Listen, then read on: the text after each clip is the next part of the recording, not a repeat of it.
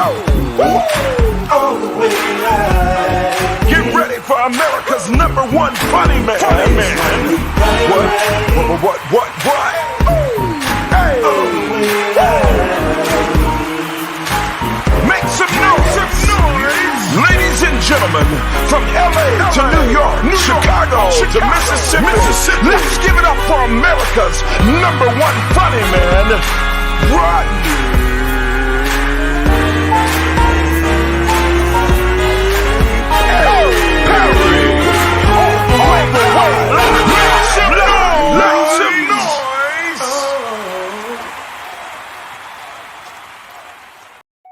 We are here. It's another day. This is the day that the Lord has made. Let's be glad and rejoice in it. Thank you, Lord, for guiding my steps. Thank you, Lord, for keeping myself, keeping my family healthy and well. We are lucky. We are lucky, ladies and gentlemen. We get to get up and do our respective things. We go to work. Some of us go and do things like this. But there are people that envy you. There are people that wish they could do what you do, whatever it is. If you're a tennis player or a basketball player, there are people that envy your existence. Wow. How blessed are we? How blessed are we, boys and girls? Welcome to the show. My name is Rodney Perry. You're tuned in to Rodney Perry Live.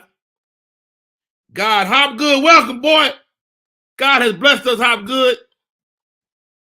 God has blessed us with what? God has blessed us with many things, but one of those things being invisible farts. That's right, I said it. God could have made your farts black or purple or green or something. Imagine being in the mall and looking up a guy going up the escalators farting and black smoke coming out his ass.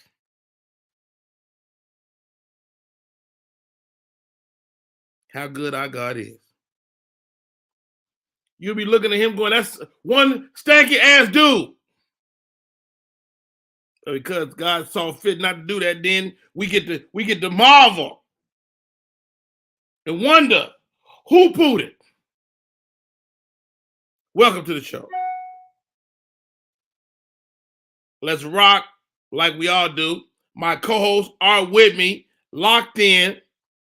These two. He has the gums of a Cheryl Underwood, a queen of comedy. And I have been trying to catch this lady unfaced beat for months, years. I can't do it. Welcome to the show. This is Michelle C., Jill of all trades, and Jerry the Great. Good morning, Uncle Rodney. Now, damn, I can't smile the whole show. Let me tell you something, Jerry. Man, you came out, you rock with me, and we got to make that happen again. Yes, sir. But I was walking past when I heard the joke, and I said, "Jerry's stupid." Jerry said he got the gums of a Cheryl Underwood. Cheryl wish she had your gums. Mine pink though. At least mine pink. Pink. You got good, healthy ass gums, Jerry. I got good gums. These are good gums. Your teeth is never coming out. Not well, mate. I don't know. Let's pray. Not no time soon. No time soon. I'm blessed. This is what the Lord has blessed me with. He ain't give me much in like abs, but he was watching TV and pouring my gum. Was like, I push back on that. You got as many abs as anybody else. You just can't see them all. You just can't see them yet. That's probably what it is. I gotta probably pull them out when I get a chance to. Yeah, they in there. I'm saying, wait. Let me tell you something. I used to have abs. Okay. See, I was never like when I was a young comic like y'all. I was a specimen, Jerry. I would be on stage with them little body shirts on. You talk about muscles? Yeah. Man, right. Let me tell you, I wasn't a fat young comic. What happened? Not what happened, but what happened? That's a good question. I'm glad you. You know what? food. We love food, Jerry. I love food, man. Well, right now I got a question. What made you want to pass gas in different colors? This is the thing. It's not necessarily different colors, Michelle C. But that the thing is that God saw fit to make our farts invisible. God is a God of creativity. Okay. He could have easily look at that backdrop you got. God could have took any one of them rainbow colors and made your farts one of them colors. I mean, if he gonna make it a color, he can do turquoise glitter. That's my preference. Imagine you spewing out all type of glitter out your ass going up the escalator. That's potent. Well, at least it's pretty. Now, y'all two comedians, let me throw it out to y'all. What has God created that people don't thank him for, but you know, it's one of those things that people don't think about it, but it's a blessing. I'm gonna put that on y'all plate. You ain't got to answer right now, but think about it. What has God blessed us with? People don't thank him for because they ain't tripping off of it like that. Okay. All right.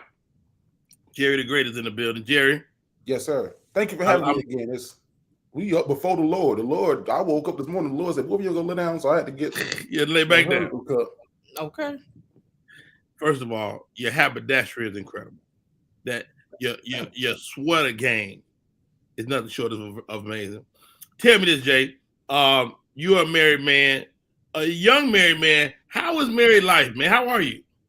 Man, you know, I enjoy marriage. Like, you met my wife. My wife is very hands-on in a lot of the things that I do. We are best friends. We met in college. She was recruiting me to become a radio host. She was the radio coordinator, so she was recruiting me, not knowing that she was recruiting her husband. Come on now. Hello. That's how the Lord has blessed me. The thing she liked about you. She didn't like me at first, though. She didn't like me at first. How did you woo her over? The funny, because it damn sure wasn't the gums, but it was the funny. She saw me and she said, "Boy, he got." Don't you say gums no more? He got minty fresh Kodak. He got a lot of gums. I don't know if I can. Kids and those kind of gums would be messed up. Right. He's still teething. She thought I was still teething because she thought they were swollen. But no, we met in college, and she's originally from Jacksonville. She's born and raised here. She wanted to stay in Jacksonville. So she said, "You want to be with me? You gotta, we gotta sit here for a minute." And, I love her because she's my best friend. We do almost everything together. So that's my ride or die. That's my rock. And marriage is, just the next step. And it's great. Can't even tell. We best friends. So. Hey, you know what? I love to hear young people say that, man. My wife swears she's not my best friend. She said, "You like Harry? That's your best friend." And Harry, to be honest, Harry is one of my best friends in the world, and that's Harry Ratchford that works over there with Kevin Hart. I was on the podcast with them yesterday, Heart of the City, and it should be airing today, I believe. But man, we just had a great time just chopping up the guys, and it's always a pleasure to kind of rock with those guys. Big ups Naeem Lynn, Harry Goodspeed, Will Spank Horton. Wayne the Doodoo Stain. We had a great time with them guys yesterday. Well, let's get into the show. There's a lot of stuff out there in them streets. This story piqued my interest, guys. There's a story that's been brewing for quite some time about a black hockey documentary. There was a black hockey team in Canada. And that hockey team, there was a book about the story. And a guy licensed the book. Then he turned around and licensed it again to LeBron and Drake. So he licensed the film. Well, let me read her story so I don't misquote it. LeBron James and Drake are being sued over black hockey documentary. Two of the biggest stars in their respective careers are being sued after allegedly stealing the rights to a movie about segregated hockey league. On September 5th, TMZ obtained documentation stating LeBron James and Drake are being sued for $10 million by Billy Hunter. Now, Billy Hunter, guys, is the former head of the NBA Players Union. Hunter claims that he holds the exclusive legal rights to produce any movie about Canada's historic colored hockey league. The movie at the center of the issue is titled Black Ice. Now, what Drake and LeBron are producing is a documentary. So the people that hold the rights to that piece of work are like, look, that ain't the same thing. These boys making a doc, y'all making a movie. And so Billy Hunter is suing LeBron them for the money they put up for the movie and for some other money. Is that right? I don't know. I got to check with my legal guy on the legalities of that, but I don't know. I think a documentary is a different project. Yes, Michelle? But I have to understand licensing, I guess, because I'm thinking with licensing, if that's just like if I write a song and I own all of the rights to it, that means no matter what your interpretation is, that means I still own it, right? That's a good question. Again, that's probably we probably need to get some legal people in. Trina says she heard of that. Let's see, Jerry. You know, project. It depends what you sign. If you sign away your rights in perpetuity of everything, then Michelle is right. But if you signed away a movie right, then there's thousands of other rights there. Because I think a documentary would be different. You can always make a documentary. They're doing documentaries on the same stories just by different people. I think about how many different Mike Tyson documentaries are, the LA Lakers dynasty documentaries. My thing is Billy Hunter. I would be very happy and appreciative that LeBron James and Drake are doing this because I ain't hear about the story before then. That's making my potential movie more popular. Right. Because I ain't know about it. I ain't know about Black Ice. You just said something about Mike Tyson. There's a story brewing around as well. There's a Mike Tyson documentary on Amazon Prime, and it's supposed to be pretty good. Mike is pissed because Mike like, look, I didn't authorize that. Well, he said, well, I didn't authorize that. I don't think he liked the actor that played him. He was like, I don't look like that nigga. Yeah. Have y'all seen it? It's on Hulu. Have you saw it? I haven't saw it, but the guy is a little dark skinned. Dark skin, small head, big body too. I don't know if when they was casting, if they were looking at head to body ratios and the way that they shooting it. Because I started watching it, it's a really good documentary. It's on Hulu, but the casting was a little shaky. I see it is on Hulu. Thank you, David. Thank you, Jerry.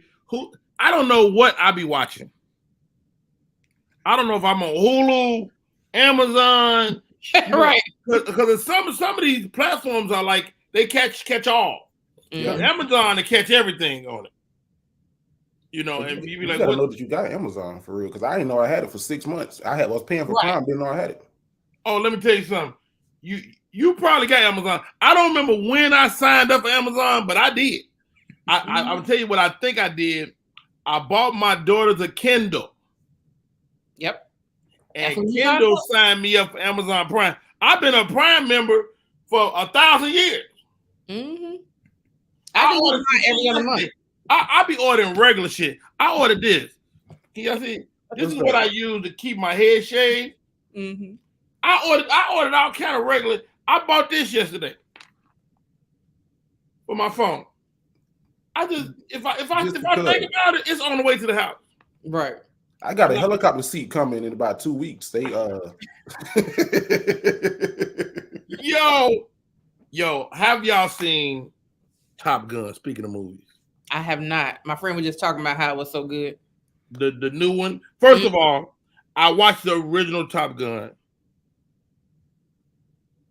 When Goose dies, nigga took me out. Took me completely the fuck. Like I didn't know it was gonna happen. I was looking around the theater like, why they kill Goose? And it looked like they really killed Goose because he ejected and his head hit the top of the thing, broke his damn neck. I was like, wow. Anyway, I watched the new Top Gun. Only thing was unbelievable as a member of the ex-member of the military. Please share the show if you tuned in with one person. They got him, I want to say a 04 for the last 30 years. Unheard of. He would have to be a horrible pilot. He would have to have crashed to remain at the same rank that long. Now apparently, according to the story, he pissed off some people throughout his career, but he's still one of the top pilots in the world. And so a great movie, man. I watched it on the plane the other day. Go see Top Gun if you haven't already seen it. Where is that playing? Anybody know? I think everywhere. I think it's hitting all the theaters right now. I gotta go watch it again because I missed the last 7 minutes. Because when my plane touched down, it was like, sir, please. Wait a minute. One more. Like, can I circle around? I need y'all to make one more lap around the tournament. Question: did you see the new movie with Regina Hall and I can't remember the other guy's actor, Honk for Jesus? Oh, I haven't seen Honk. Jesus, they say that might be the old boy story. The pastor from here in Atlanta, Bishop Eddie Long. You got Bishop Eddie Long. You got a Honk for Jesus review. I ain't like it. Oh. I didn't like it. Is that because you're a card carrying Christian? No, I didn't like it because the way they advertised it, I'm thinking it's gonna be a comedy. So I went in ready to laugh, and I was like, "Oh, this ain't funny at all." Okay. I saw it as well. I definitely thought it was going to be a full-fledged comedy movie, like get ready to laugh. It's satire, very much so satire. Mm-hmm. And I saw a lot of Christians, they're really upset about it because of, the message that they're portraying, even beyond the Eddie Long story, the story of my bishop ain't like that for real. And I want to say some of y'all bishops out here like that for real. Okay. Hey. And how about this? A lot of these Christians be like gangbangers. That part. They be banging for Jesus. Right. I know you ain't talking about my pastor. Like, on Christ, cuz, JC. Wow, I'm glad y'all hit me to that, man. Sterling K. Brown. Yeah. Regina Hall. Now, did y'all know this? I didn't know this. Regina Hall and what's old girl name? Her show just finished up. The black girl, the young black girl. Tamara Hall? No. The girl. She had a TV show, HBO. Issa Rae. Issa Rae. Oh, okay. Not Regina Hall. Is it Regina Hall? Not Regina Hall. The other girl, the other Hall. The girl from that movie. What's her name? Which movie? That we just talked about. Regina Hall. What's her name? Regina Hall? Okay. Mm-hmm. Regina Hall and Issa Rae got beef. What? Oh. Yes. Why? And Issa Rae, they asked Issa Rae about it on an interview, and she was like, you know what? If she keep coming for me, she gonna catch these hands. Oh, okay. Issa Rae is a thug. Yeah. X. Welcome to the show. Victor Marshall. LeBaron is in the building. Andromeda Jones. Victor Marshall all the way from the West Coast. DJ Victy Vic. Appreciate y'all. Appreciate y'all patronizing YouTube as well. David Burns, I see you. Popcorn World is in the building. LeBaron, it's time for us to get you back on, man. And I'm doing a full-fledged commercial for you today. Text me, LeBaron, what you want me to say. Because I'm doing a full-fledged commercial for you. That's my gift to you as a guy that continues to patronize the show. And I want to help your business. So please text me your verbiage for your commercial. I think that'll be a great look. Send us some samples. Huh? And send us some samples. That'll be my next question. Let me tell you something. That's what I love. I got little fat friends. Because they ain't playing. Right. They're like, yeah. I'm gonna drop my address to you right now because I've been trying to get I heard he got them flavors. I'm just saying. What y'all gonna mess around and do is he gonna send y'all flavors to me, and it's gonna be I'll be like, I don't remember getting it. Appreciate y'all. All right, let's keep going. There's a lot of hot topics out there. It is 20 minutes after the hour. Let's keep it cracking. Oh man. Francis Tiafoe, 24 upsets all-time great Rafael Nadal at the U.S. Open. This is tennis. This is a little black dude from France, 24 years old, putting foot to Rafael Nadal's ass. And he is from the United States. He's a Is US. he? Yes. He looked French to me. He did look like Voulez-Vous Shake à ce soir. That is his name. His name is probably French, but he's a US player. Why do you know this, Candace? I'm a sports junkie. You already know that. So when you follow tennis? Yes. Get out of here. So give me the story. It's like he whooped Rafael Nadal ass.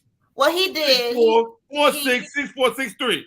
Yeah, I mean, that's kind of sort of, but not really. But he's really good. I like him a lot. I'm a big Rafa Nadal fan, so it was bittersweet to see. But he's been injured. He pulled an ab muscle a couple of matches ago. Wait, hold on, Candy. You telling me you rooting for the white man? He's Spanish, but no, I was rooting for the U.S. guy. But I'm a Rafa fan. That's all. So wait.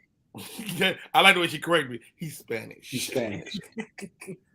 Hola, Rafael. But you know what? It's like this, and it's like this in most sports, especially professional sports. We all get to the end of our road. Yeah. Father Time is undefeated. You talking about 24 years old versus 36 years old. Yeah, and his wife is having a baby. She's ill. She's in the hospital. So I think that probably. Well, you're going to give him all the excuses. Yeah, No, I'm just saying. But I really, really like the little young guy. He's really good. And I hope he does great. Can't say his wife is in the hospital. I can't believe it. He got a kid coming, and his stomach hurt, and he got the boo-boo. And he got the smoke coming out his ass. It was his kid's first day of school on Tuesday, so. Thank you, lucky his kid. Right. Yo. So shouts out to Mr. Rafael Nadal, man. Great career. Is it over for him, Candy? Possibly. I don't know. He may come back. He may not. It just depends. He said he didn't want to have children until he was done playing tennis. And he's about to have a kid. So he may kind of. Well, if he ain't finished, he damn sure shot up the club like he was. He did. But on the female side, Coco lost too. Coco Gauff is the younger, black girl. Is that the pretty one or the funny looking one? I don't know. You know what I'm talking about, Candy? Candy kill me. Candy don't want to admit the girl is funny looking. Okay. She lost. Coco, she lost. Who she goes to? I can't think of the girl name, but she's not from here. I think she's from. I don't know where she's from. This is what event is this? This is the U.S. Open. I thought that Serena won the U.S. Open, no? No, she just lost a couple days ago. What was we talking about? So the girl who beat Coco is who beat Serena. No, that's not true. That's not true. I think Serena. I thought Serena won that. That's what the whole big deal was. No, she just lost. She won that match. She won that. Oh, okay. I think she went to was she going to the quarterfinals or the? She went to the third round and she lost in the third round. To the third. For us, Uncle Rodney, for black people, for me, I ain't gonna speak for Candace and everybody else, but I watch tennis like Family Feud. I just turn it on to whoever black. That's who I'm rooting for. So I don't really know who these people are other than the Serena sisters. That's it. But I'm Candace. The fact that you know the names and you got a scorecard on them. He had a spinal injury. That just amazing. That's real news. Know everything about him. It's hard hitting reporting on the Rodney Perry Live Show. Yo, all right. So Nadal is done. Here's the question. I'm gonna throw this to y'all. Is Serena Williams the best athlete in the world? I asked every male I asked this says hell no. You say what? She is. You saying in the world? In the world. Tennis. In the world. I don't know about the world. I think she's in the world of tennis, yes, but I don't know about the world. Well, First of all, she's got more wins than everybody that's trying to win something. Everybody. Okay. She got more wins than everybody trying to win. More than Tiger? She done beat more people over a longer sustained period of time. Including Tiger, including Michael Jordan, including LeBron James, I don't. She got more wins than Jesus, though. Huh? You better shut your mouth. Hello. Come on now. As long as I got King Jesus, they don't need nobody else. Hondas be going fast. Hondas be going fast. Huh? Okay, that was a good praise break. You ain't got no. Good morning. If you ain't catch me yet, you gonna get them sometime before we So, kind of way. Before we move on, shouts out to Jerry's Beverage. Hennessy is a good drink. All right. From Jesus to Hennessy, okay. There you go. Yeah. That's the type of segues we make it over here. That's what you drinking, Jerry. What you got in your cup? If I did Hennessy at 9:30, y'all gonna really have to pray for me because I got more going on. Don't worry about what I'm drinking. This is coffee with a lot of cream in it. So at about the break time, if y'all see me after the break, we're gonna have to speed up because y'all know coffee and us, our stomachs ain't. Mm-hmm. I don't know why I'm doing this to myself this morning. Fans celebrate the idea of potential Bratz doll for Nicki Minaj. Do we want to see a Bratz doll for Nicki Minaj? Now, Nicki Minaj, I'm going to throw it out there, and I hope the Nicki people don't come for me, but Nicki do got the perfect little doll head because her head is kind of big for her human physique. I think Nicki would be I bad Bratz dolls. My kids was in the Bratz for a period of time. And the Bratz have little tiny big head. Do y'all see, Jerry, do you see a Nicki Minaj Brat doll? I can see it, and that's very inspirational to a lot of the young girls who look up to. That's going to be a lot of plastic in the booty and titty region. They're going to have to go get a lot for the front. All right, there, Jerry. You said, Jerry, you just brought something to the table. Will it have to be anatomically correct? And will a Nicki doll float booty up? You lost me when you said the word automatically. Using context clues, I'm going to assume that means do it got to look like the real person. I'm going to say yes. I'm going to assume that it should. I mean, if it doesn't, is it a real Bratz? Is it a real like?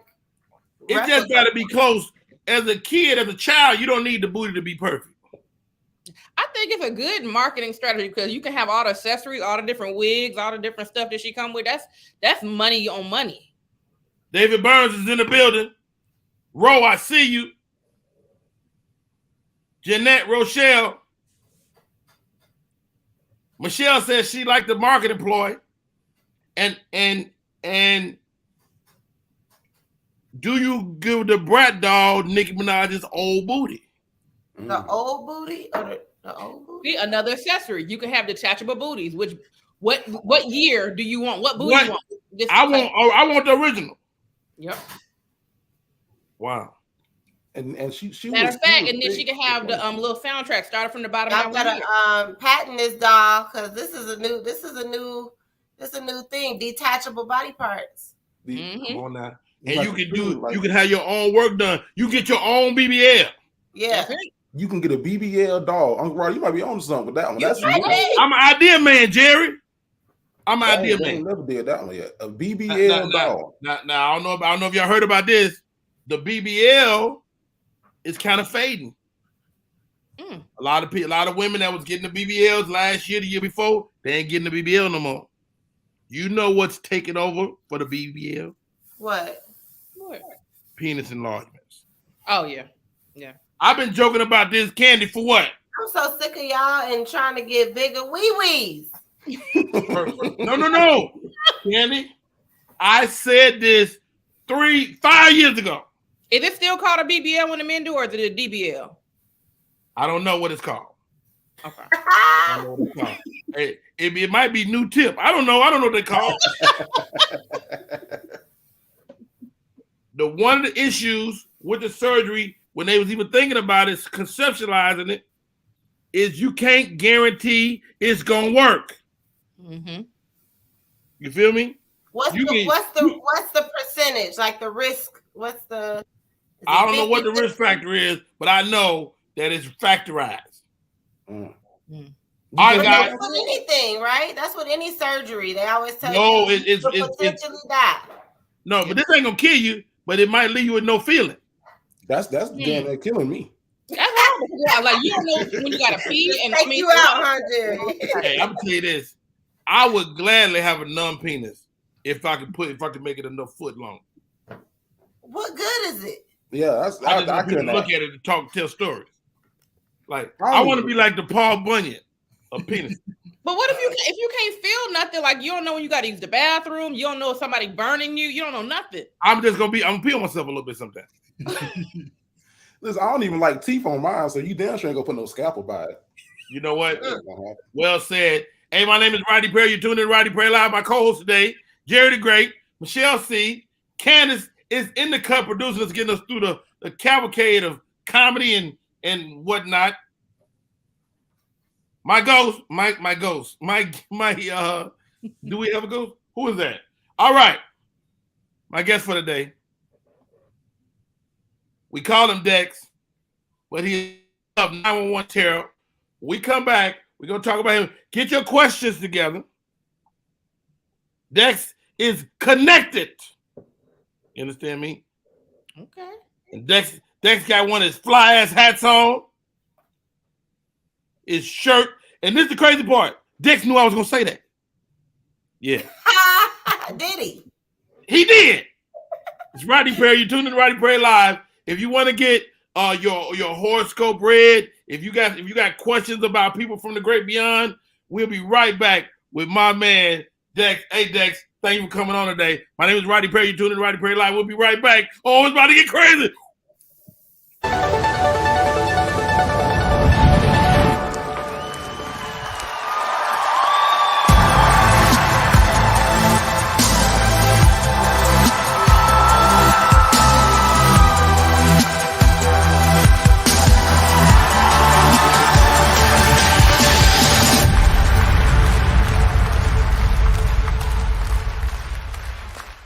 Want your book or music to be published? Skip the confusion and rejections from others. Let BePublished.org publish and promote your work for less. BePublished.org handles it all, from cover design to worldwide distribution, with high quality and fast turnaround. You even keep rights and royalties. Everything was perfect. You made my dream come true. My book and CD look so good. Call 972-880-8316 now. BePublished.org. 972-880-8316.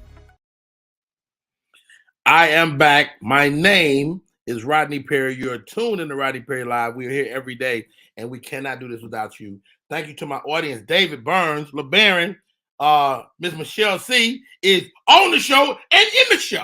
I love it. Wow. You know, I just realized, Candy, I needed that break.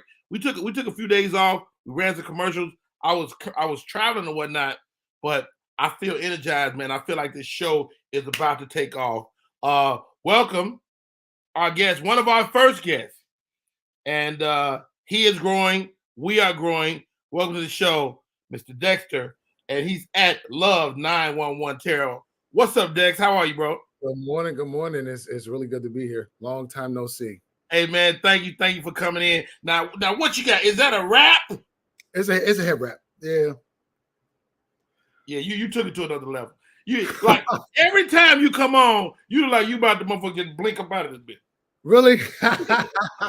Yeah. Well, the day's pretty busy, so it kind of feels like that sometimes. Actually, hey, I'm sure, man. Actually had tuned into you before we logged in, so I have a message for you. Just whenever you're ready. I'm ready. Oh, okay. I didn't know.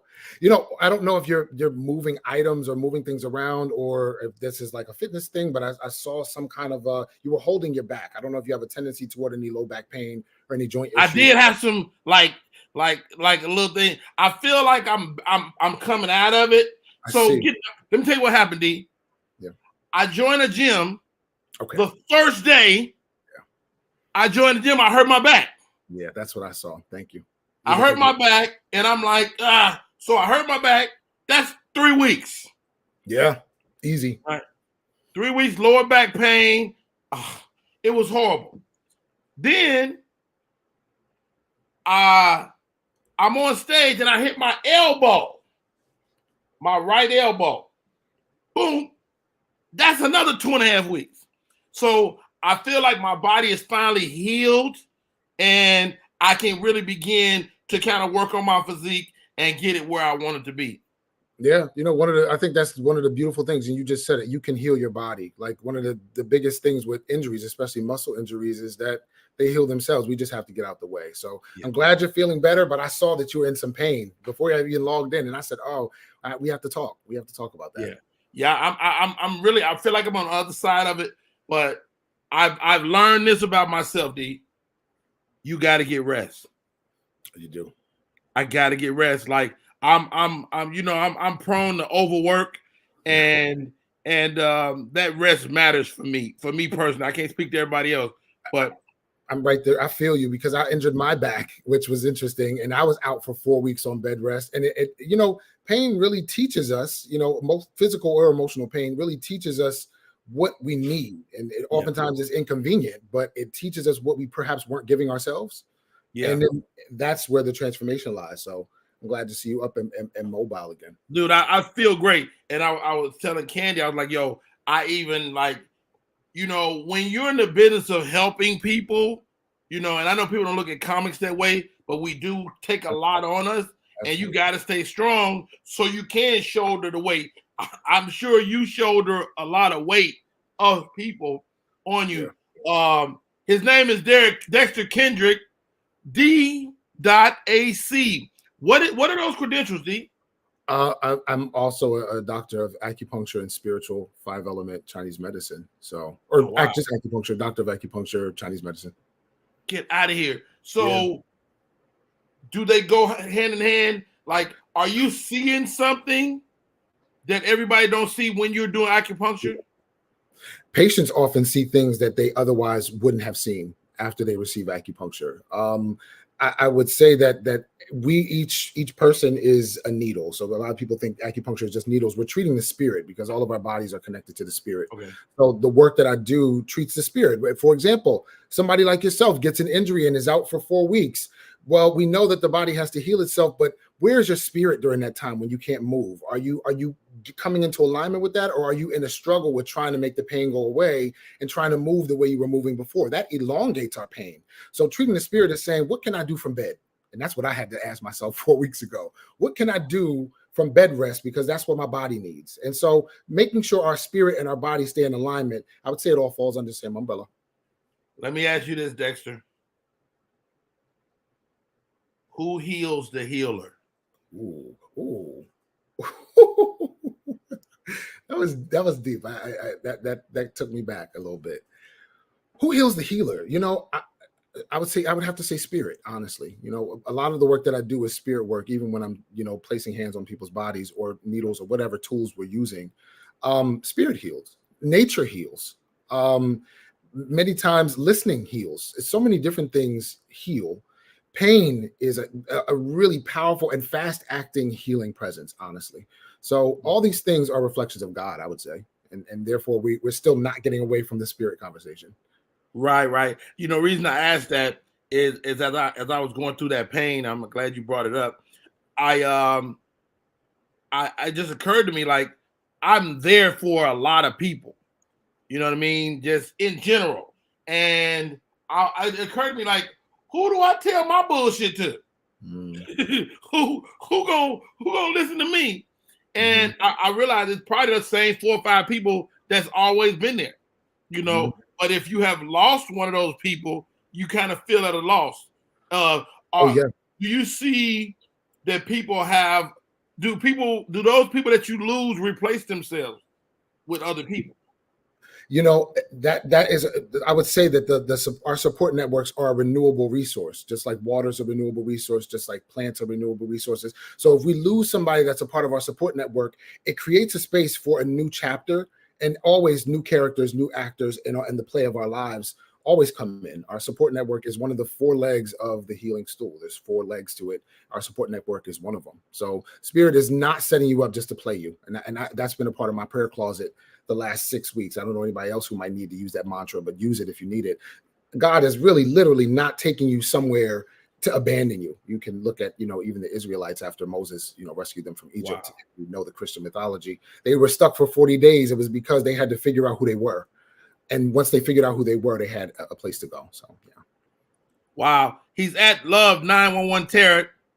His name is Dexter Kendrick. I've been doing research on angels recently. Mm-hmm. Angels and people we lose are different people, different things. Yes.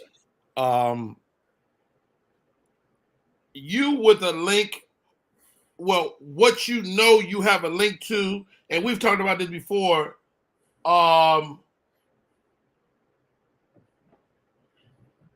Do they help you as well? The angels? Yes, angels help. They do larger spiritual work, but they also are they also can come into our lives and connect with us to help move things along. We often have to get out of angels' way, but you will find that angels can also use the voice boxes of people near you. If somebody's ever said something to you, some random person, or one of my students in my class said something to me that triggered something in my heart space when I was mourning somebody, and what came out of her mouth was simple, but I heard it at a frequency that I had a breakdown during that moment. Wow. But because it plucked something in my heart. When somebody says something to you, somebody that's usually, your child, your wife, somebody at church, they don't necessarily know what's happening in your heart because you're still going through the motions. But when they pluck your heartstrings, that's because an angel is speaking through them. Angels do larger spiritual work, and they do oftentimes use and move things around so that we overcome a hurdle or a boundary. But it's usually short-lived because they have larger work to do. So yes, angels do watch over us for sure. Mr. Dexter Kendrick is at our disposal today. You can talk to him. What do you need, Dex, from the people?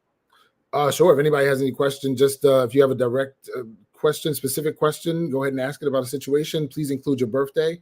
If you have an area of life you want me to look into, happy to do that while we have some time here. And let's add my folks to the stream. That is Jerry the Great. That is Michelle C.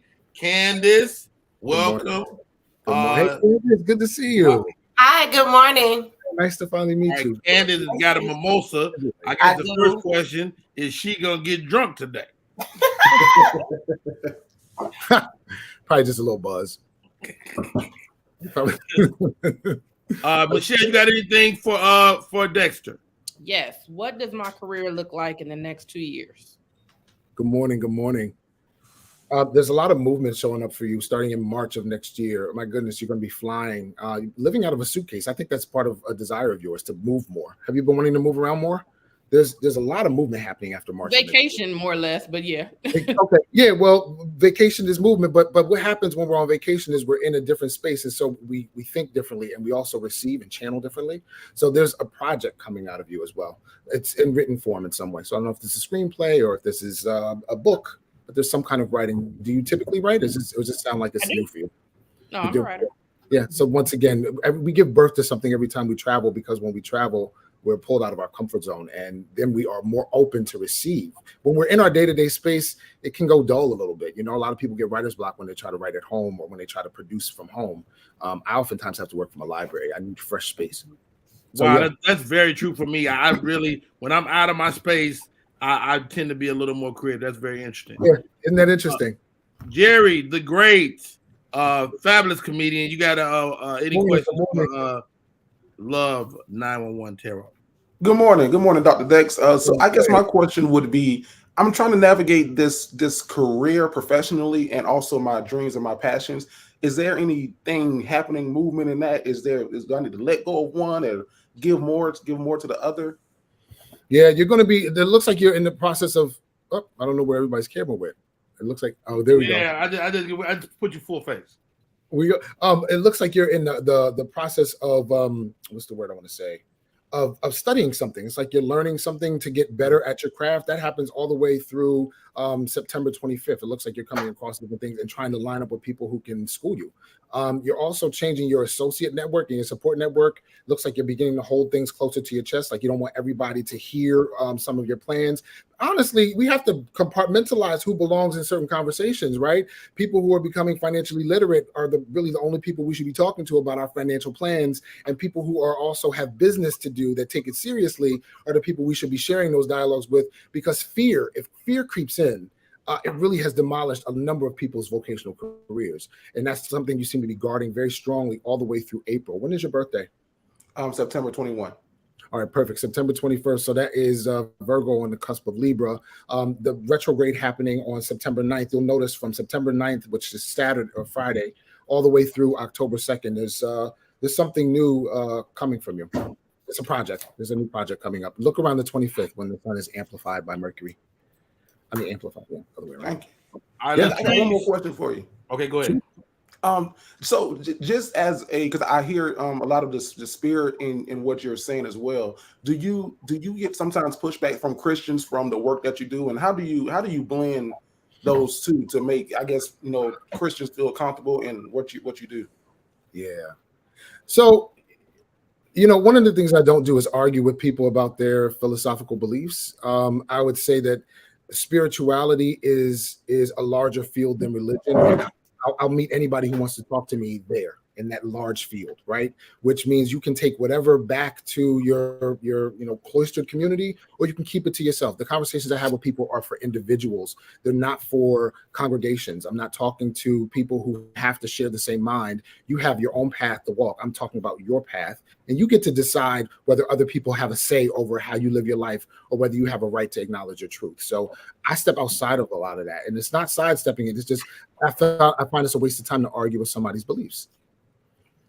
Dope. I love it. Thank you. I was curious. Sure, my pleasure. Thank you. It's been a long Latrice Harris, she says she's rebuilding her life. Her birthday is December 21. Yeah, there's a new car in your future. Just rebuilding your life and indicate a new car. You're standing by a car. It's dark. Have you already gotten it? It's very, very shiny to me. And you seem to be pleased about it. If you don't have it now, it's coming after January. There's a number of things going on too. There's some keys as far as it looks like you're running out the door with some keys. The home life, or at least the kitchen area of the space you seem to be in, seems to be remodeled. I don't know if you're in a new space or if these are keys and you're headed to another space. But there's a number of things coming up for you next year. And I forget what she said her birthday was, 12/21. So that's Sag on the cusp of Capricorn. Lots of movement coming. In the next year.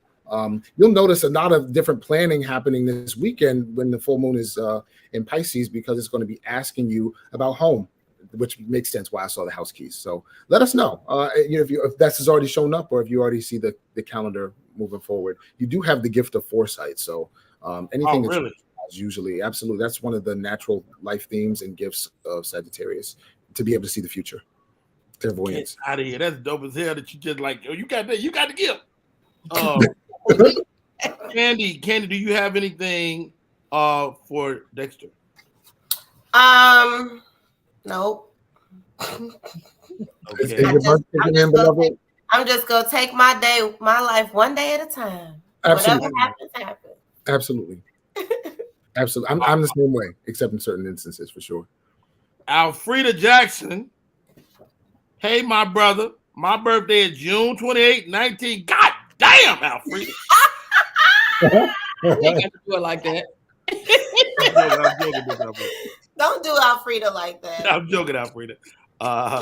What you see for Alfreda, man? So, you didn't ask a question, but it looks like you are being leaned upon as a confidant for a young gentleman. I'm seeing somebody need you. This person's crying. Somebody's in a lot of pain. I don't know if this has already happened, but in the next month, it looks like you are called upon to be a support for somebody who's in need. This is like some level of emotional distress here. I think somebody loses somebody, or something. There's like some kind of tragedy that happens to somebody else. And you end up being called upon. I don't know if that's happened already this summer for you. Let us know if it hasn't happened yet. But in the next month, I'm seeing you stepping more into a role of support for somebody. It's interesting, Mr. Perry. You were just saying like how people move out and move in and shift around. People move out oftentimes because other people need those roles. Other people need the space that we've been holding for somebody else. Wow. And so it ends up just being, it ends up just moving organically. Wow. Okay. Rodney Perry, September 15th, birthday's right around the corner. Good. I had more to tell you actually, so I'm glad we're bringing the light back to you. My 52nd trip around the sun. I don't know, man. I'm feeling excited. I feel like that some of the breakthrough I've been looking for is upon us, and I know we talked about this months back as we approach this time that it was a time for change. Please, if you see anything positive, man, bring us up to speed. Remind me your birthday again, please. 9/15/1970. Oh yes, all my best friends growing up had birthdays around the 16th of September. So here you go, like another person in my life that opens some significant doors. They were all soulmates in some one way or another. One of the things I'll say is for you, give me a second. February is significant. Your calendar is going to be picking up. And this is one of the reasons why, before I tuned into you, Spirit was telling me to talk to you about your recent injury. You have to pace yourself because you have a race to run next year. You've been asking for a number of different doors to open as far as work is concerned. The planet of gifts, luck, and opportunity is moving through the area of employment for you all the way until next April, not to return again for another 12 years. So these doors that are opening is really show up or shut up time, to be honest. After February, you're going to be noticing a number of people are going to be coming to you with deadlines. So they're going to be asking you to review things, look it over quickly, and get back to them. Your response time is going to be of utmost importance after we move past February. And then I'm seeing like 3 projects next year for you on varying different levels. So catching your breath is going to be probably one of your biggest challenges next year in terms of busyness. So you're going to have to pace yourself. Once again, February is the beginning of springtime, but we're still in winter, which is still hibernation season. So you're going to have to, store up your energy and kind of get into a rhythm without trying to overdo it now. During this period of time. I'll also say that for all of us around the time of our birthday, life has a tendency to get harder because we are given each year a heavier curriculum to go to the next level that we've been praying for. So around the time of your birthday, if you find you a little melancholy or a little bit depressed or a little bit down because of the time passing or whatever, you might think it's the time passing. It's really you're being given a reminder of time, which is lifetime, to do the things you're here to do. And so those reminders come heavier at that time, and you're actually most powerful when you're feeling your weakest. So after your birthday, you'll notice a cloud typically lifts and you feel energized to jump on top of the frustrations that you feel around your birthday. Interesting. Isn't that interesting how that happens? An upgrade is always a little bit painful. Yeah, it's really interesting to kind of hear that, because what I've noticed over a lifetime is that, like you say, you go through those tough spaces, but I also have to, my life starts working 6 months before, so when we're talking about February, I feel like I'm in that now. Like I'm beginning to do the work that's going to come into fruition in those 6 months. And absolutely. answer those questions now. And I can kind of see that as we as humans become, do we get better at life as we get older?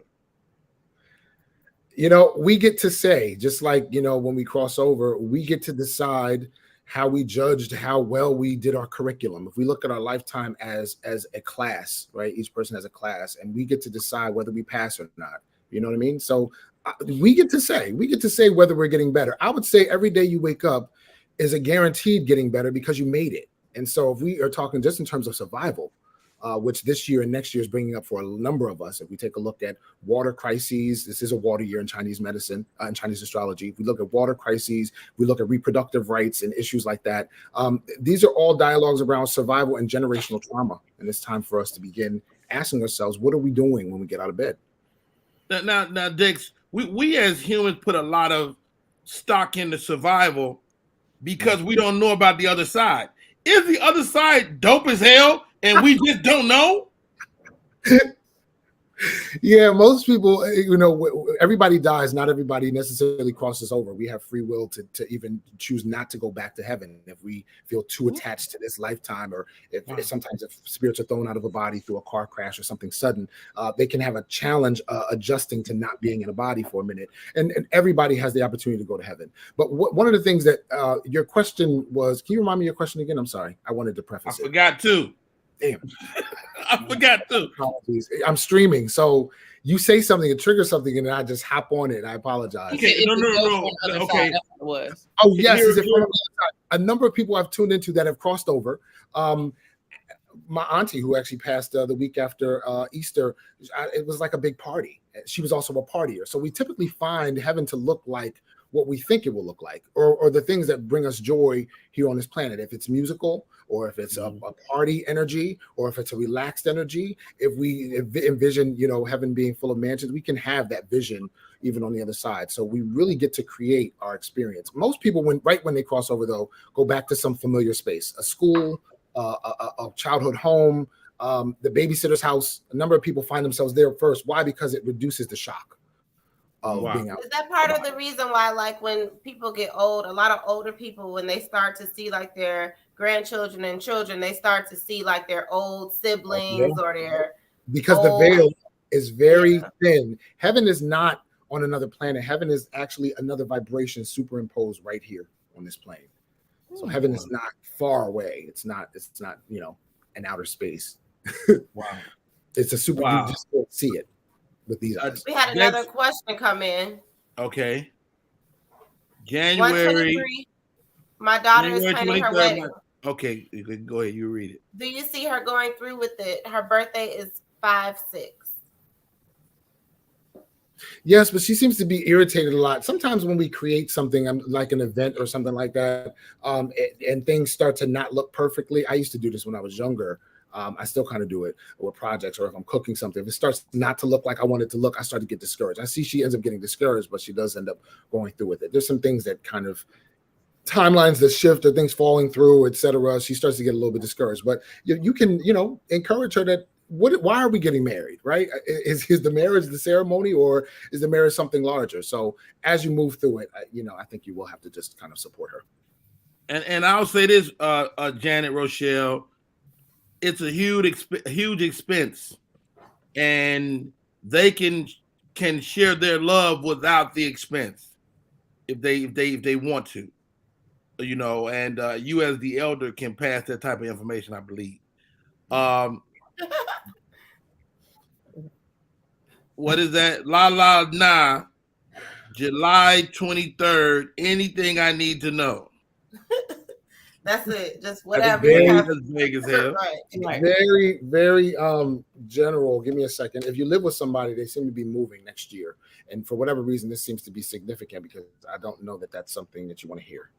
So are you living with I don't know if you're living with somebody right now, or if you're cohabitating, or if somebody's spending more time at your place than usual, or maybe it's a family member. I'm not sure. Somebody's moving out. This is coming around between March and May. It's up in the air right now, but it's definitive. Yo, his name is Dexter Kendrick. He will stick needles in your back if you need it. Love 911 Tarot. How can people get private consultations there? Sure, there's a link in my bio on Instagram at Love 911 Tarot. So while you're there checking out the link, don't forget to follow me. Hey, can you give us a final word, man? I wouldn't have you on the show if I didn't think you were spiritually connected. What's the overall word for people right now, bro? Yeah, this Saturday is a full moon in Pisces. I would say that honoring the truth from a place of humility honoring the truth and honoring humility is probably a big theme right now. Those things are really hard for a lot of people. Honoring the truth in a way that doesn't necessarily, even if it doesn't necessarily paint us in the best light. That's the piece here. So yeah, she's saying yes, but I need to move this month. Well, then looks like you'll be moved before March and May. Stop playing. Stop being a punk. If you'd asked a specific question, we probably could have gone a little deeper, a lot faster. But yeah, if you want more information, go ahead, click me on Instagram, Love Not Momentary. Thank you guys so much for having me. Always a pleasure. Hey, his name is Dexter Kendrick. Dexter, I can't thank you enough, bro. Mad love, mad respect. We're gonna take a break. We come back, more show. Dexter, my son is well. He's home, and his life is going great, man. You gave us a great word as we were waiting for him to see what was gonna happen next, and I'm super excited for that. I know, like, you do this stuff, and people very seldom return to give you a feedback. So thank you, bro.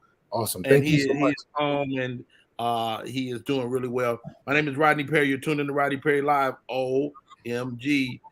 We're looking in the future.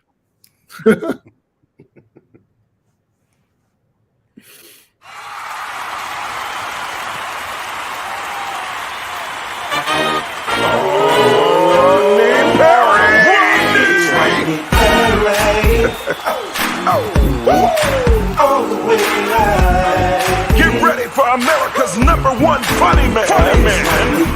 What? Hey. Make some noise. Ladies and gentlemen, from LA to New York, Chicago to Mississippi, let's give it up for America's #1 funny man, Rodney.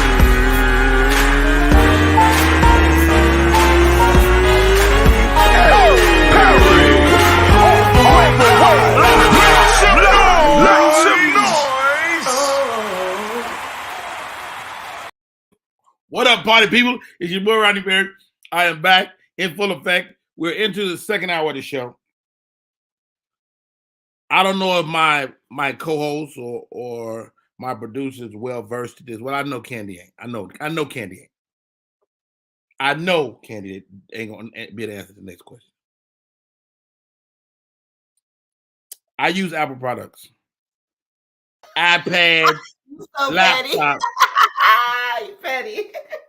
I know there's off screen Candy. Like I'm saying some fly shit. I know Candy, because Candy's a reluctant Apple person. As a matter of fact, if it wasn't for me, Candy wouldn't even get an iPhone. She's an Android person. And I'm not disrespectful. I'm not being disrespectful because Android has some fly shit. So here goes. I'm an Apple guy. I got an iPhone. I got my laptop. I got the iPad. I'm an Apple guy. How do I make I want to still see my messages on my laptop, but I don't want them shits to make no noise. Like when somebody texts me and they go bing here, I want to stop that. Jerry might know because he's wearing glasses. Michelle C may know because when she go to the hair salon, they have Apple computers at the hair salon.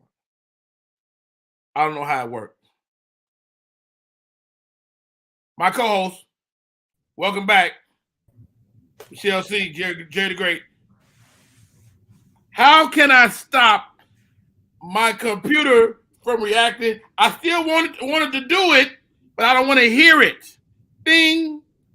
Well, I'm Samsung Life like Candy, Droid Life. You know what? Yeah. Bye. There's There's this thing called Google, Uncle Rodney. I'm not sure. You know what, Jerry, your ass out. Don't be doing us like that. The shit I'm talking about. I'm trying to figure out something. I'm an old man. Y'all supposed to help me, young people. Maybe in your notifications, if you can go and you can, somebody just said it. Thank you, Bam Bam Doug. That's a hell of a name. I don't know. This I don't know, Jerry. I don't know. Yeah, never mind, Bam Bam. Turn on the silent feature. Is there such thing? Yeah. Yeah. It's a silent or vibrate on any phone. Or any laptop. Somebody said don't link your tablet. You know what? LeBaron, he got a group of techie people. I'm coming on, LeBaron. Latrice say go to YouTube. You shut your mouth, Latrice. Jill of all trades. It's Jill of all trades as long as it got something to do with being magnificent hair. Let's stop right there, party people. Shouts out to Michelle C.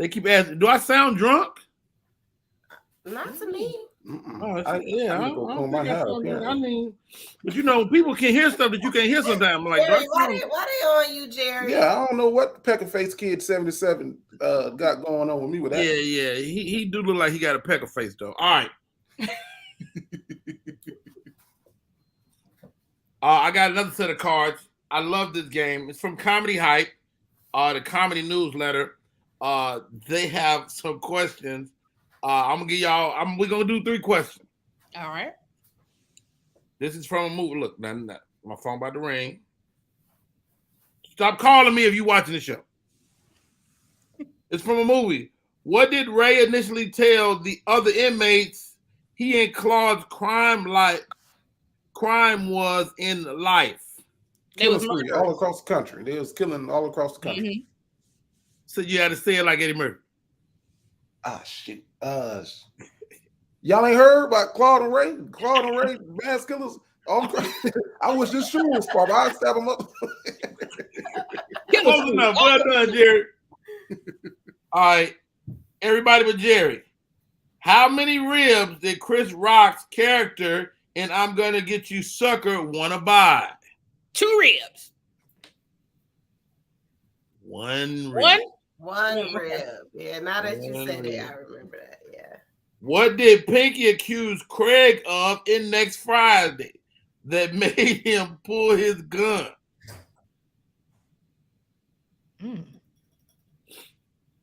I don't know. All I remember is him saying, "Say another mother effing word, and this is over." That's all I remember. Can we get it? Whoever got the best impression of Pinky wins. Candy tried it with no cuss word. Now who's think you, Nick? That's the guy. That's it. Say. He accused Craig of robbing a store. Mm-hmm. Oh, okay. Oh, okay, yeah. In what movie did Bernie Mac warn Jamie Foxx's character that it's gonna be trouble? Players Club. Players Club. That is the Players Club. Well done, Michelle. All right, let's go one more. Let me go down there. Oh, we did that movie already. I don't know that.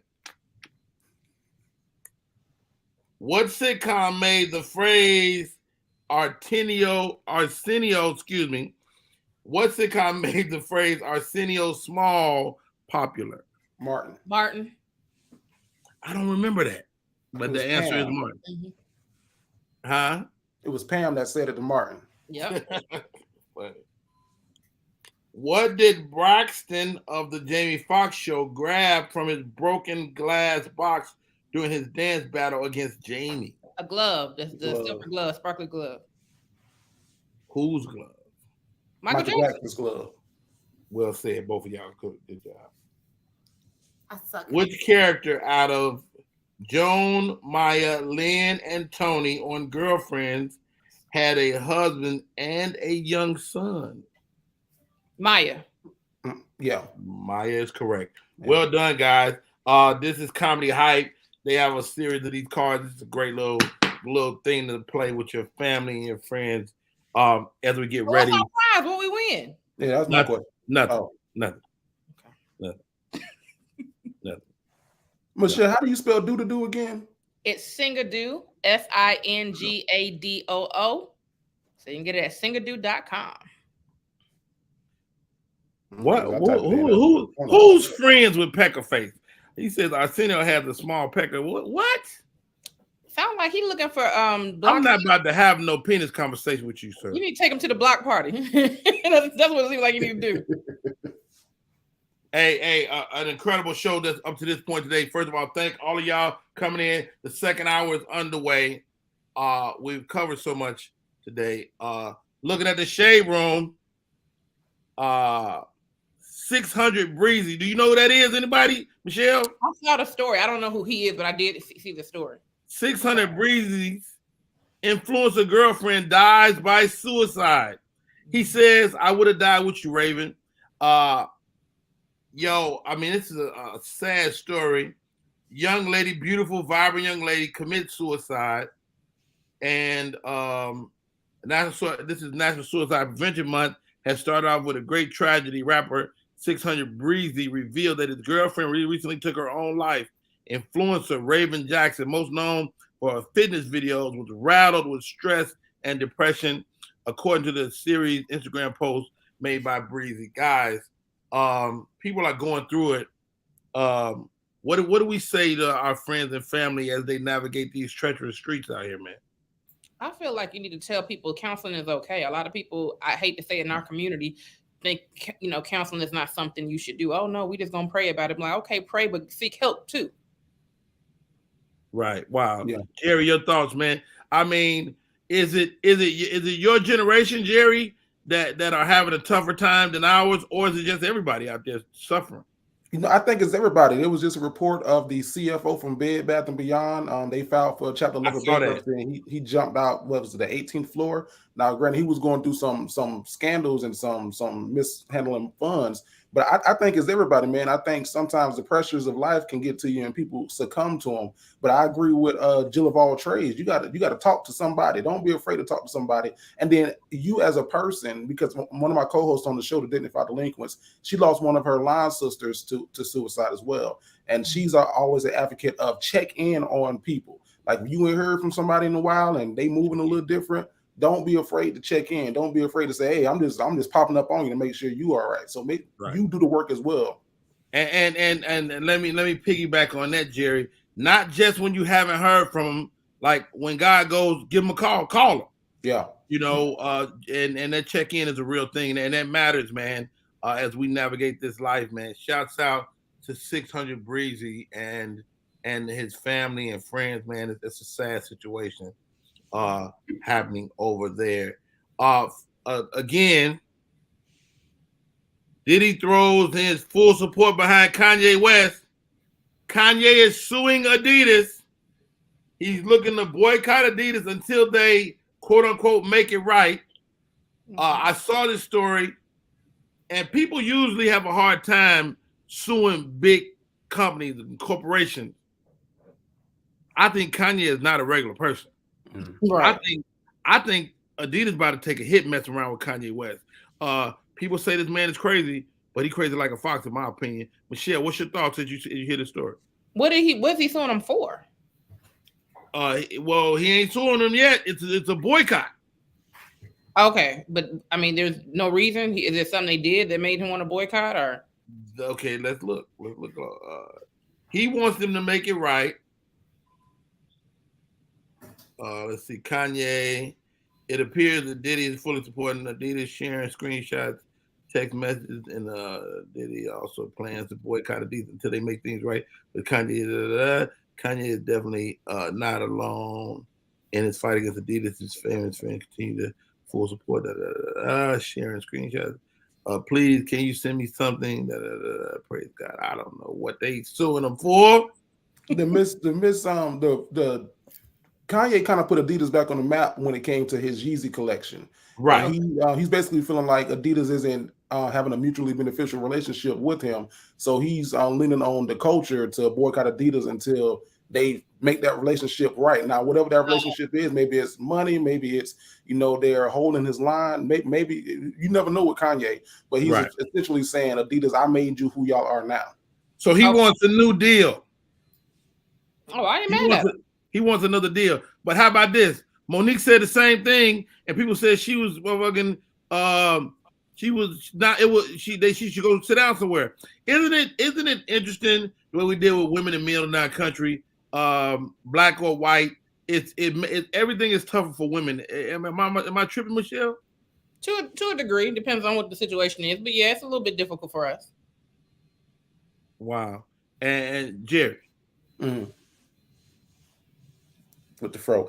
Yeah, I definitely agree that it can be in some situations difficult, more difficult for women, especially women of color, to maneuver and get things done. So I don't know the full. I like to understand the full picture of what's going on before I can give an opinion. But if Kanye is being mistreated in this relationship, I think that they should. He has kind of brought Adidas back to the limelight.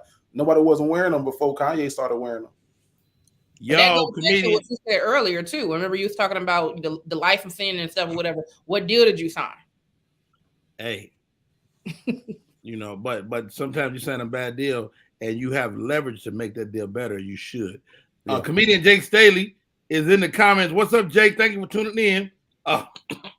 Let's move on. Candace, we have another guest coming on. Tell us about him. So Mr. Day is a financial analyst, or not financial analyst, financial consultant, I guess. He he works with Edward Jones, and he's going to talk to us about, just 401k plans, how to invest our money, what we should be doing with our money, different ways we can invest our money, and the fact that we as Black people, we typically think like we don't have enough money to invest. So how we can change the stigma of that mental block that we have, so that we can learn that we don't need a lot of money to invest money. We can always. I love that. Ladies and gentlemen, we're going to take a break. When we come back, we're going to talk directly to the man, myth, the legend. And he looked like he'd be hitting that iron. He looked yoked up. Okay. We could talk a little fitness too. His daughter and his family, they're also in the fitness industry as well. So I'm not mad. Ladies and gentlemen, we're going to take a break, and we come back. We're going to talk with Mr. Day about your money. Want your book or music to be published? Skip the confusion and rejections from others. Let BePublished.org publish and promote your work for less. BePublished.org handles it all, from cover design to worldwide distribution, with high quality and fast turnaround. You even keep rights and royalties. Everything was perfect. You made my dream come true. My book and CD look so good. Call 972-880-8316 now. BePublished.org. 972-880-8316.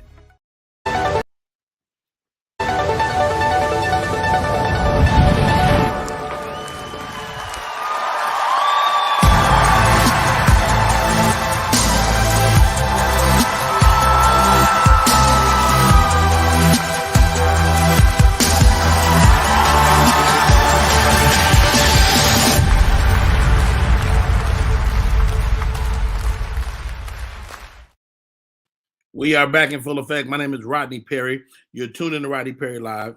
Joining us, Mr. Day is in the building. What's the actual title, Mr. Day, so we can say it properly? Absolutely. First of all, thank you for having me, Rodney. Y'all, an awesome show so far. I've been able to jump in and out, but I'm a financial advisor. That's the proper terminology. Financial advisor.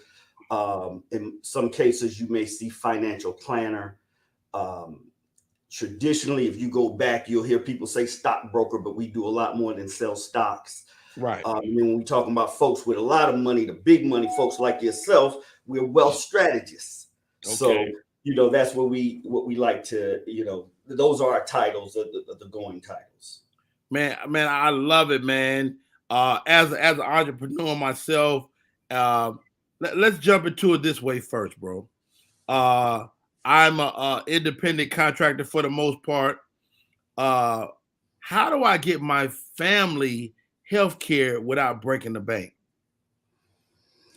Well, you actually, first question, you've kind of gone outside of my realm. I don't really deal with health insurance and health care, but there are, I actually have some folks I refer and resources that we could get you with in terms of your health care. What I would do for you is more so look at setting you up for retirement, setting your family up for, you leaving a legacy for them, or if something were to happen to you to where you could not continue, making money and supporting them, how are we going to take care of you? How are we going to make sure that, you guys don't go broke trying to make sure Rodney is okay and Rodney, is still, with us and living a quality lifestyle. Right. And the only reason I brought up healthcare because I know it can cripple a family if someone gets sick. But let's talk about. Let me jump in real quick about that. So one thing we would talk about is your long-term health care in that aspect. So long-term health care is basically, your nursing care. If you were not able to move on, like I said, do the things that you do on a regular basis to make money, then yes, we do offer long-term care, which allows you to again, have somebody come into the home or put you in a facility of your own choosing and allow you to be able to, again, live a lifestyle that is not, depressing, if that makes Understood. sense. Understood. Mr. Day, give me this too, dog, man, because a lot of us think it's too late, to begin to save. Right. You might be 50 years old. You might be have your own business. Is it too late to begin? Well, definitely you're against the 8 ball if you're later in life. I mean, let's just be frank about it. But you should start today if you've never started. But the bottom line is, if you're saving, the amount that you need to save just needs to be more than it was 20 years ago. You need to be putting away more money, and you need to be a little bit more aggressive with your saving. But it's never too late.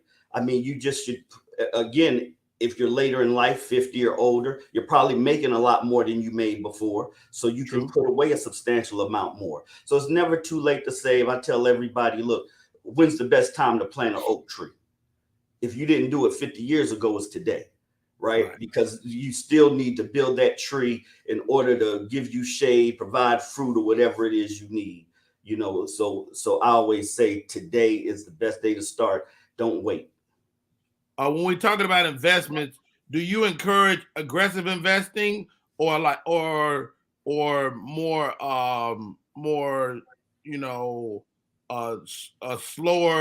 slower growth, higher yield stuff?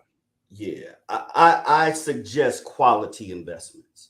Okay. I suggest quality investments. The fly-by-night stuff, it's kind of like hitting the lottery. You might hit on something great, so there is that opportunity, I'm sure. But if the tried and tested way to make money and to grow wealth is to invest in quality investments, companies that companies that you love, bonds, and it's more than just stocks or companies, because you can invest in mutual funds that have bonds in them.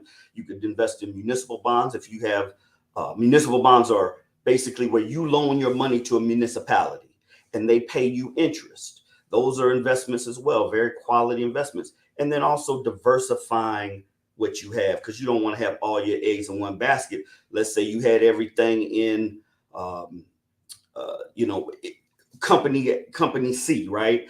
And company C is doing great, but then if the bottom falls out, the CEO passes away, whatever the case may be, well, all your eggs are in that basket, and now you have no place to run, because bottom line is you've put all your money into that one investment. And so what my suggestion is diversify, have quality, so that way when some things are doing well or when some things are doing poorly, maybe you have 3 or 4 other investments that are doing well and you continue to grow. Now, I want to say something about time real quick too. Time is the key. Compounded interest is the 8th wonder of the world. If you invested, I'm going to give you a statistic. If you invested $10,000 into, and I'm going to give you a long time frame, but if you invested $10,000 into just a regular mutual fund, a 401k type of mutual fund, you invested into that mutual fund, let's say 80 years ago. Rodney, how much do you think that 10,000 would grow to over 80 years? 10,000 over 80 years, probably should 2 million. Higher than that. I'm gonna give you one more guess. Higher than 2 million, 10,000 80 years ago. Not 4 million. $180 million. So 100 from a $10,000, you put it away. Some people get that in a IRS check, right? In the refund on the IRS. Put that away, invest it, leave it alone. This is where people mess up. They go in, they dip into their 401k, they got to borrow this, they think they need this. Well, if you didn't have it, what would you do? But if you put that money away, that 10,000 over 80 years has gone through world wars, it's gone through 9/11, it's gone through presidents being impeached, it's gone through real estate bubble, tech bubbles, right? 2K, Y2K, whatever that was. Yeah, exactly. All these things that people say, oh, we're gonna lose all our money. That 10,000 continues to grow through compounded interest, just being patient, to $180 million. Now, you don't have to wait to get 100 to do 180. But what you can do is think about this. If you're thinking about leaving a legacy, that money could continue to pass on generation to generation. Or at the end, when you're retired, maybe you do have 2 or 3 million because you've waited 30 years or 20 years, right? And you have 2 million. That's a very feasible expectation for just a regular investment. Man, talk to me about, like you say, I mean, you're not about fly-by-night investing, but we're all privy to that stuff. We see what's happening with Bitcoin.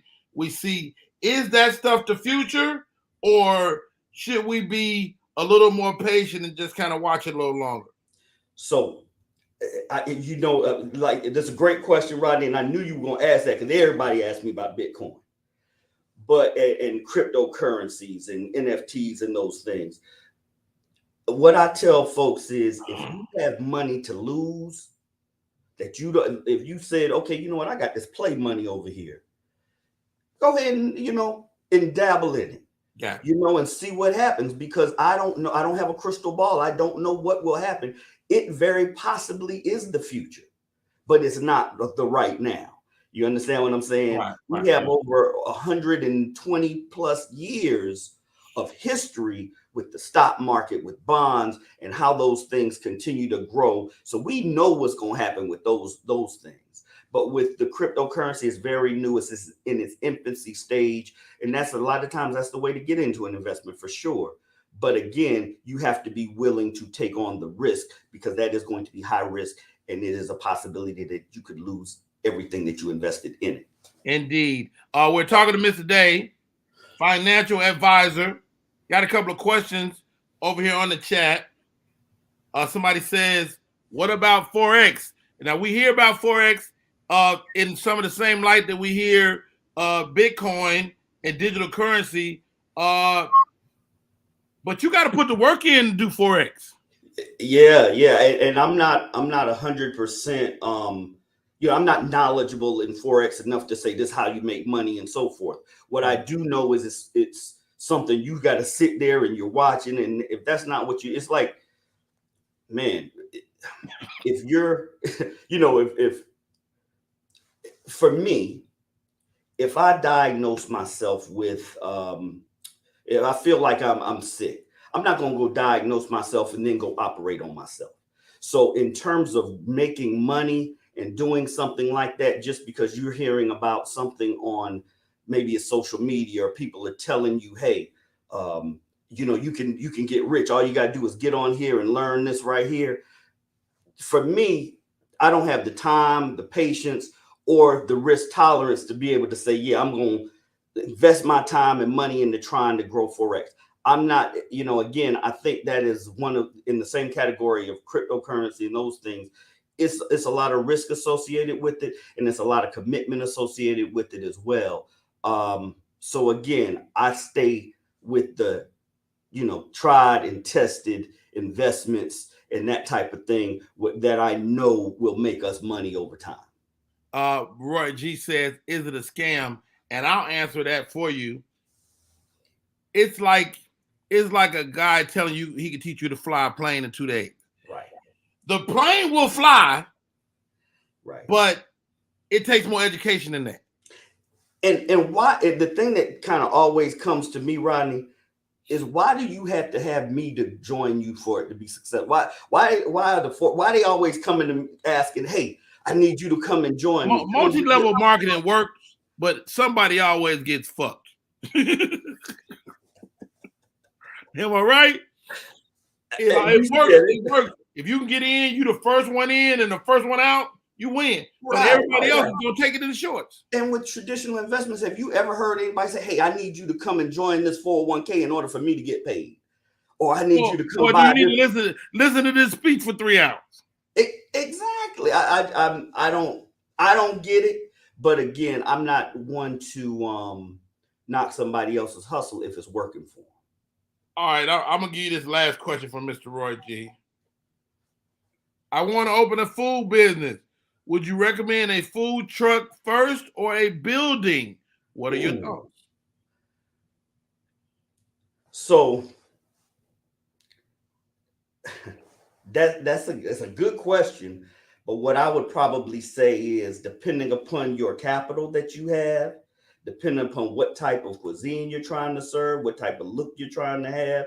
I mean, a food truck might be appropriate if you want to be mobile and you're selling, street food, tacos and things of that nature, right? But if you want to have an establishment where people can come and sit down, obviously the building is the way to go. But then you have to look at your resources and see what type of money you have to support it. The food truck obviously it seems to me that it would be the more economical of the two choices. All right, here goes another one. What about borrowing against the life insurance to create a tax shelter and bank your own money? So, LeBaron, great question. You don't even have to. So there is something called a LIRP, which is a life insurance retirement plan. And what we do with LIRPs is I offer that to my clients who cannot benefit from a Roth IRA or traditional IRA. They can put money into this life insurance retirement plan. And you overfund the life insurance retirement plan, and it acts as a Roth IRA, meaning it is completely tax exempt. And you can take money from it. You don't have to be a certain age for it. You can take money from it as well. I have clients that put $50,000 a year into this life insurance retirement plan. It's invested. It continues to grow. And then when they're ready to take money out, the government don't get a penny of it. That's called a LIRP, a life insurance retirement plan. Hey, my name is Rodney Perry. You're tuning in to Rodney Perry Live. We're talking to Mr. Day. Mr. Day, give me 5 tips that the regular guy can use, man. I think people tend to want to get rich quick, but that's really not the way. It's really, you're looking to make longer term investments ultimately. What's your thoughts, bro? Right, absolutely. It's building wealth it's a marathon. It's not a sprint. Okay, so first thing I would say is start now. Start today. I don't care if you're 20. If you're 20, obviously you have so much more you can grow your wealth to, because you have time on your side, like the Rolling Stones song. So again, start today. If you feel like you don't have a lump sum of money, that's fine. There are programs where you can invest as little as $100 a month into stocks, into mutual funds in order to start building your portfolio. I would also say be patient. Don't just because you see somebody making some money over here, or they say they're making money over here, you don't have to jump over in that. That's not necessarily for everyone. You know what I mean? Be patient, stick to your plan, stick to your strategy, and be realistic. So first thing is, know where you are today.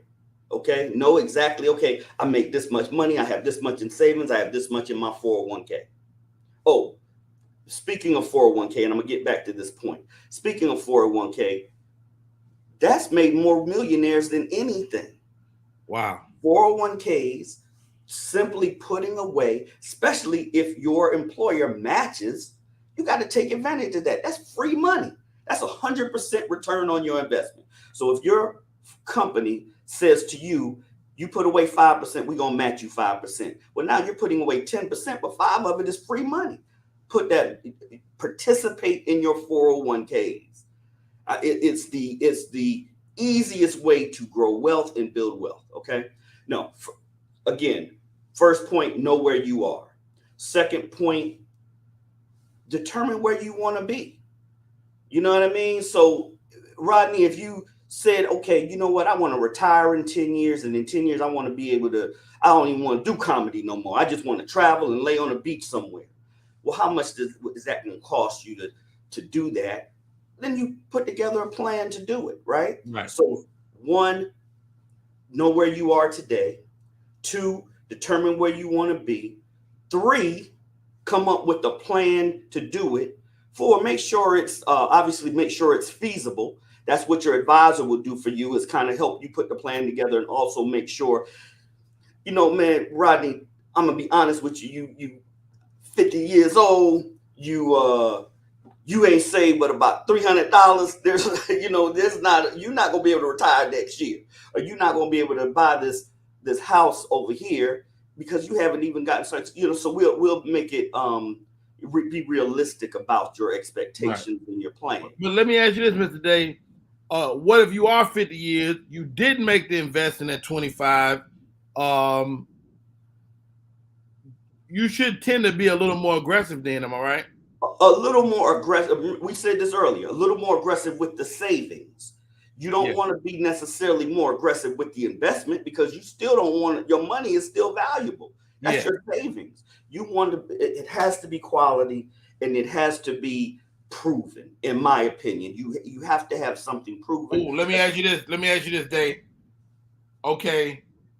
What platforms do you suggest that's out there? Because like I've got on platform, I don't even know how to get my damn money out of the platform. You ain't supposed to. That's why you come to me, or you come to your other advisor, somebody that is trusted, that's certified. You are the platform. You are the platform, Mr. Day. We take all the worry off of your shoulders. Okay. You understand what I'm saying? We take we allow you to sleep at night because you don't have to worry about. You're not operating on yourself. We're doing it all for you. And I'm not saying definitely bring the business to me. I would love to have the business. Right. However, there's wonderful advisors wherever you are. Talk to some folks. Hey, do you have a financial advisor? Come, and see how they feel about their advisor. How do we contact you, Mr. Day? How do we find you, man? How do we give you our business? Well, first of all, y'all don't have my first name. My first name is Tondileo Day, Tondeleo, and we have to have Candace put that up somewhere, maybe on the rebroadcast. But I'm with Edward Jones Investments. You can Google me, honestly. You can Google Tondileo Day, Tondeleo, and I will come up. Tondileo Day, Edward Jones will come up. I'm on all. I have a right now. I have a business page on Facebook. I have a personal page on Facebook. I'm very transparent with my life. People can reach me. There's multiple ways to reach me, but I would say the easiest way is just Google it. You'll find my office. I have a wonderful staff, a wonderful team. There we go. Put that in the search box and all of our contact information will pop up. Wow. His name is Tondileo Day. We call him Mr. Day because if Mr. Day get involved with your money, he going to take your money to a new day. And there you go, to a new day, a new light, I believe. I love it. Well said, man. Dude, it's so many. What's the biggest question you get nowadays, bro? And can I retire? That's a question that I always get. Can I retire? And in most cases, the people who ask that question have been very good stewards of their savings and their money. And in most cases, I'm able to tell them, yes, you can retire. And sometimes I might say, yes, you can retire, but you can't retire when you plan to. You want to retire in 5 years, but you really don't have enough saved to grow to that point. And people have to understand this. Again, it's a marathon. It takes time to build up enough to be able to live your lifestyle, right? Continue to live your lifestyle. We're living longer. So you need your money to last until you die. Right. Rodney, you're going to have me back on because I want to talk a little bit about life insurance and how important that is in our community as well, especially for someone who has not saved and they have children, grandchildren, and so forth that they want to leave something to. So that's another topic that we let me bring my co-host on here before I get out of here. Michelle C. Jerry the Great. Jerry's a young man. Candace is a young woman. Michelle is young. What can these young people do now to not be an old man like Rodney Perry with a pocket full of money trying to throw it on Vegas? Well, look, let me say this real quick. Jerry, Michelle, Candace. First of all, everybody's financial plan, everybody's goals and dreams is like a tailored suit. What fits me ain't gonna fit Rodney. It's not gonna fit Candace. So you have to get with someone who's going to listen to your goals, listen to what your dreams are, because a lot of times people think that their dreams are out of reach. But for folks like you guys who are a little younger and you know, and have these goals of, look, I want to do this, I want to open this business, I want to do this, that, and the third, they're very much within reach. You just have to have a plan. You just have to have a strategy to do it. So I would, again, I come back to this, I've said this a few times already, start now. Don't wait a year. So a person who is 30 years old, give you this statistic, a person who is 30 years old and starts putting away into just a Roth IRA or a traditional IRA, into that's, you know, those vehicles are available to everybody. They allow you to put up to $6,000 a year into that, and then at age 50 you can put $7,000. A person who is 30 that starts versus a person who is 33 that starts, that 3 years is a $200,000 difference by age 65. Wow. So don't wait. Get started now. It's really simple, y'all. It's not brain surgery.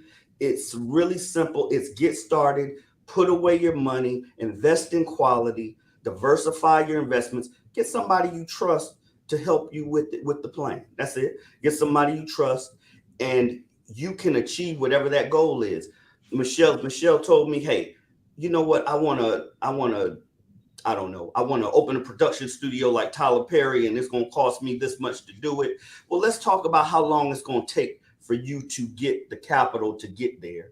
Plus, you know, what are the other steps you're doing? Maybe you have to borrow here, or maybe you have to, you know, I don't know, maybe you have to partner with someone, but you got to come with a plan, and your financial advisor should be able to talk that through with you. We may not have the answers because obviously a lot of that is in our field, like the gentleman with the food truck, but we can help you, you know, plan it out. Hey, y'all, my name is Rodney Perry. You're tuning in to Rodney Perry Live. We're talking to Mr. Day. Mr. Day, I can't thank you for coming on enough. Hey, I want to definitely have you back on. I want to talk that healthcare piece, and I definitely want to talk about being aggressive and making those investments, and you know, and you helping some people, man. So let's figure this out, bro, because I think one thing about our community is people don't talk money until it's too late. And I want people to be well ahead of that. You know, and I want to say this too, Rodney. Like, thanks for coming on, Tanda Leo, for one. But I, you know, for example, I transitioned from, you know, working at a corporate company where I was investing in a 401k for 15 years. I did, you know, dabble in and out. I worked, kind of learned a little bit about it. But what happens then and what happens now when you leave a corporate job and you're working for yourself, there's a transition period. So what you do today may not be what you do and how you invest 5 or 6 years later. So just because you're doing one thing doesn't mean you can't do something else, or don't feel like you're stuck. Once you start investing like in your 401k, then you're like lost. You know, you don't have, there's nothing else to do. There's plenty of ways to invest. I mean, this country is designed for us to stay in the corporate structure. So you can change. So how do we as individuals make that work for us? Yeah. Well, is that a question for me, Rodney? Are you asking me that question? If you feel like throwing it out there, go ahead. Well, I feel like what they've given you, when they're giving you that 401k, allowing you to contribute in their matching, if you're not taking advantage of that, you're giving away free money, right? We also allow you, after you leave a job, to take that money with you, right? As opposed to leaving it over with somebody who doesn't care about you, you no longer work for, they have no more, you know, they're not. There's usually some type of penalty for taking it. Right? No, you roll that over, it is completely tax-free. It's like apples to apples into an IRA. Okay, so again, you come talk to us, we take care of that whole transition for you. And let's say you're someone like Rodney or like Candace, who's an entrepreneur, and now you don't have that 401k. Well, you still have the 401k that we rolled over, but now I can introduce to you what you can contribute to. Now you just pay yourself, right? Well, and now you have a wider spectrum of investments you can invest in. At the 401k, you could only do a small suite of mutual funds. Yeah. But now that you've moved it over, you can invest in Tesla or Amazon or Apple or Microsoft. Mr. Day, you know, those of us regular people in America, we trying to figure this out because I understand what you're saying. I get what Candy is saying, but we also saw the bottom fall out of the market less than a decade ago. And what happens if that shit happened again?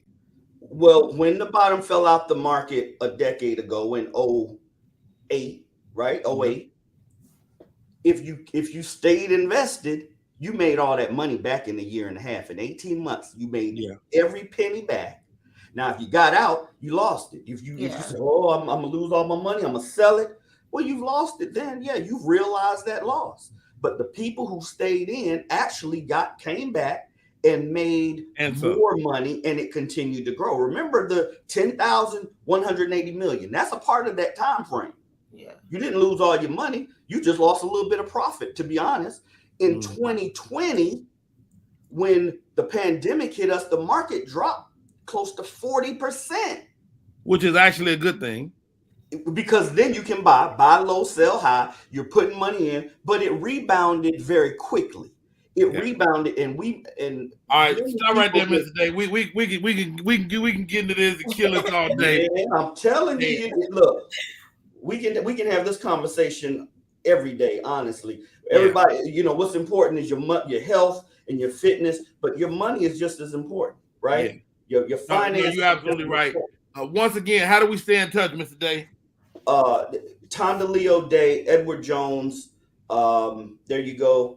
You can, again, just look that up. My number is there. I have an awesome team. Sanja answers, you know, she schedules my calendar, and we can talk. We can talk about your specific goals, and we can come up with a plan and show you how we can bring it to fruition. And all y'all other people out there, y'all just send me y'all money and I'll do something with it. Jerry the Great, how do we stay in touch, bro? Absolutely. All platforms at Jerry the Great. That's Jerry THA Great. We live show here in Jacksonville, October the 9th, the Comedy Zone. Then we're going to Baltimore, October the 23rd, and then in Orlando, November the 5th. I love it, Jerry the Great, man. I love your hustle, man. Keep making it happen. Yes, Michelle C, she's a winner and wasn't even in the contest. Michelle, how do we stay in touch? You can stay in touch with me at Candid Kisses TV. That's my comedy podcast. It's KANDIDKISSES TV. It's every Monday and Thursday. We got LeVar Walker on the show tomorrow, so make sure you tap in at 2 p.m. And then also, if you're interested, singadoo.com. Singadoo. LeVar Walker, one of my fellow Virgo brothers. My name is Rodney Perry. Candace, how do we stay in touch? You can find me on IG at Candace_Latoya. Thank you, Mr. Day, Michelle C, and Jerry the Great for coming on today. I really appreciate it. And you can find me every day on the Rodney Perry Live Show. It is going down like it does every day. My name is Rodney Perry. You're tuned in to Rodney Perry Live. Thank you to Mr. Day. And who else do we have on? Dex. Yes. My mind is fast. Great day today. Great show. Well done. We'll see you tomorrow. My name is Rodney Perry. You're tuned in the Rodney Perry Live. This weekend, Baltimore Comedy Factory, I'll be in the building. And I got to get some money so I can put in this damn thing. Mr. Day said I need to save some more money. That's right. Thank you, guys. Have a good day. That's our show, guys.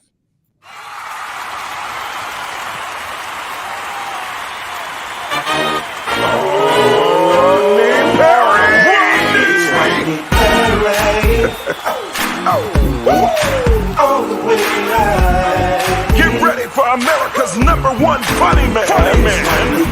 What? Hey. Make some noise.